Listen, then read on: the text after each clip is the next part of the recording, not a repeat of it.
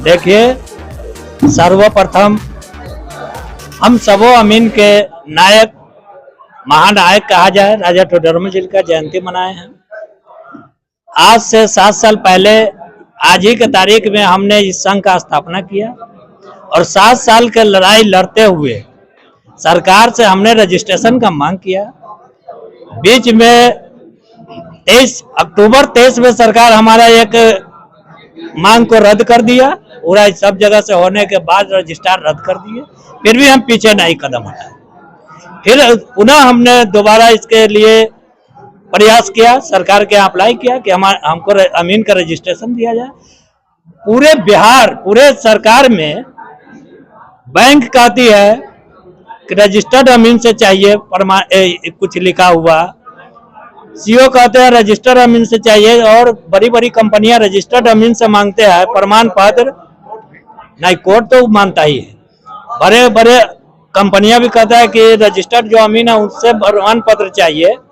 ऐसी स्थिति में बिहार सरकार के पास कहीं, मुजफ्फरपुर जिला ही नहीं पूरे जिला से लेकर अंचल से लेकर के पूरे प्रांत तक बिहार सरकार के पास अमीन के रजिस्टर्ड होने का कोई सवाल ही जगह ही नहीं है। इसके वजह से हम लोगों ने ये संघ बनाया और सरकार से मांग किया। काफी मशक्कत के बाद 7 वर्षों के बाद हमको ये रजिस्टर्ड मिला है। और जब हम 7 साल लड़ाई लड़ने के बाद सरकार से रजिस्टर्ड कराया, देखा जा रहा है कि सरकार बार बार कभी इंजीनियर को बहाली करते हैं, कभी इंटर पास वाले को बहाली करते थे, कभी बीटेक वाले को बहाली करते हैं जिसके गुनिया पकड़ने का लूर नहीं, जो स्तर पर पैमाइश नहीं कर सकते, ऐसे लोगों को बहाल करके 1 महीने का ट्रेनिंग दे ला करके और सरकार उसको फील्ड में भेज देती है। वही सरकार का बनाया हुआ पॉलिटेक्निक कॉलेज है, सरकार का मान्यता दिया हुआ, उसी पॉलिटेक्निक कॉलेज से सर्टिफिकेट सरकार के द्वारा नियुक्ति की जाती है। फिर उस पॉलिटेक्निक कॉलेज में जो अमीन का प्रमाण पत्र मिलता है उसके द्वारा क्यों नहीं सरकार बहाली कर दी अमीन का प्रमाण पत्र लेकर के। या एनजीओ के माध्यम से बहुत सारे लोगों को यह है, एनजीओ तो आखिर सरकार के इससे रजिस्टर्ड है और फिर भी सरकार उसका बहाली नहीं करता, उस अमीन का कहता है कि नहीं एनजीओ प्राइवेट का नहीं मानेंगे। सरकार अपना कहीं से कहीं। मुख्य मांग क्या है?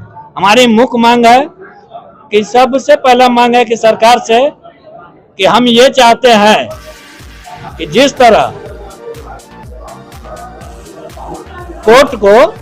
कोर्ट में अमीन को वकालत करने के लिए वकालत पढ़ के कहीं से आते हैं, किसी कॉलेज से आते हैं, और वो जब तक बार एसोसिएशन से रजिस्टर्ड नहीं होते हैं वकालत नहीं कर सकते। डॉक्टर का पढ़ाई एमबीबीएस कहीं से भी पढ़ के आते हैं और वो जब तक डॉक्टरी लाइन से वो रजिस्टर्ड नहीं होते हैं स्वास्थ्य विभाग से, वो डॉक्टरी नहीं कर सकते हैं। सरकार मेरे लिए भी कानून बनाए कि अमानत का पढ़ाई कहीं से भी पढ़ के आएगा, जब तक हमारा संघ को रजिस्टर्ड किया है, इस संघ से जो रजिस्टर्ड नहीं होंगे वो फील्ड वर्किंग नहीं कर सकते हैं। पहला मांग यह है।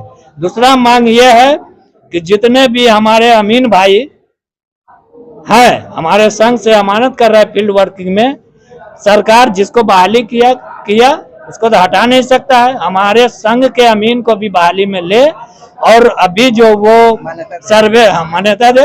अभी जो सर्वे करा रही है, अभी जो सर्वे कराने जा रही है सरकार, उसमें हमारे संघ के अमीन का सहयोग लेकर के वह कार्यक्रम को अपना सफल बनावे।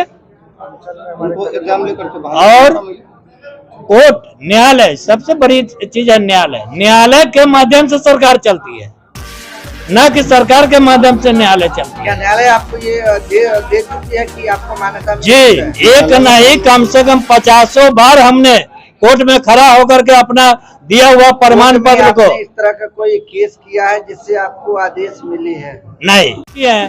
सरकार से हम मांग कर रहे हैं, सरकार नहीं देगी तो फिर हम बाध्य होकर के कोर्ट जाएंगे। ये 7 साल में जब हम उनसे प्रमाण पत्र अपना रजिस्टर्ड करा सकते हैं तो 14 बरस लगेगा, फिर भी हम पीछे नहीं हटेंगे। सरकार से हम अपनी मांग को पूरा करके ही रहेंगे और सरकार को आगे जो भी कदम उठाना होगा हमारे संघ से मिल करके, हमारे संघ के अमीन के साथ मिल करके ही सरकार को आगे कदम उठाएगा, तब उनका ये कार्य सफल हो सकते हैं। न तो हम पूरे बिहार के अमीन अनशन करेंगे, धरना प्रदर्शन करेंगे, उनके जितने भी आर्थिक स्थिति है, सबसे ज्यादा आर्थिक स्थिति उनका राजस्व है। हम पूरे चरमरा देंगे मिल करके, और हम अमीन एक दिन नहीं, 8 दिन नहीं, 1 महीना तक नहीं कमाएंगे, हमको फर्क नहीं पड़ता है।